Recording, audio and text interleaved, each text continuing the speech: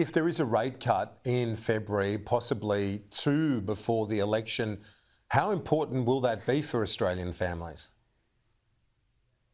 Well, look, Australian families need a rate cut. I mean, the score at the moment, Kieran, is under this Labor government. We have had 12 interest rate increases since they were elected and no rate cuts. So at the moment, the score's 12-0. 12 increases, no decreases in interest rates since Labor's in government. So, look, I certainly hope that on February the 18th there's a rate cut and then the score will be 12-1.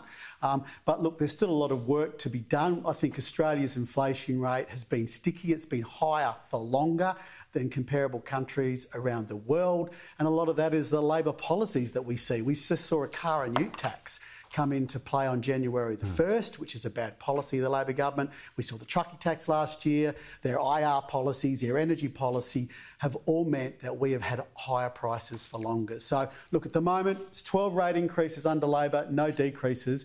Australian families need a decrease, and I certainly hope there is one on February the 18th. You, as I mentioned, the Shadow Trade Minister, I've noticed today you've committed, if Peter Dutton wins the upcoming election, you'll pursue a free trade agreement with Israel. Explain to our viewers your thinking on that.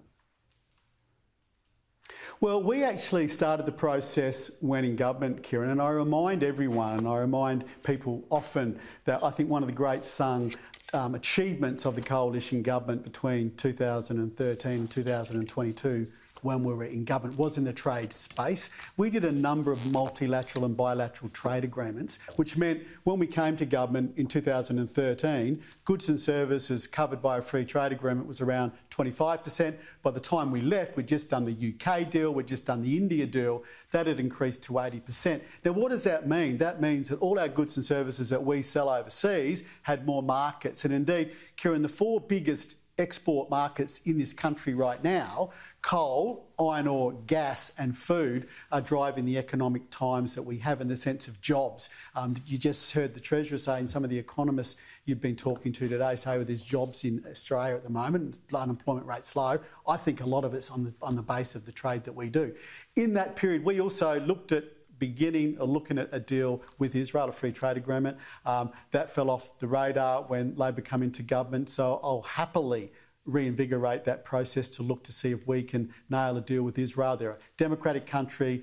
They obey the rules-based order within the WTO. We sold over $300 million worth of stuff to them last year. I'd like to see that increase. Kevin Hogan, Shadow Trade Minister, talk to you soon. Thanks. Thanks, Kieran.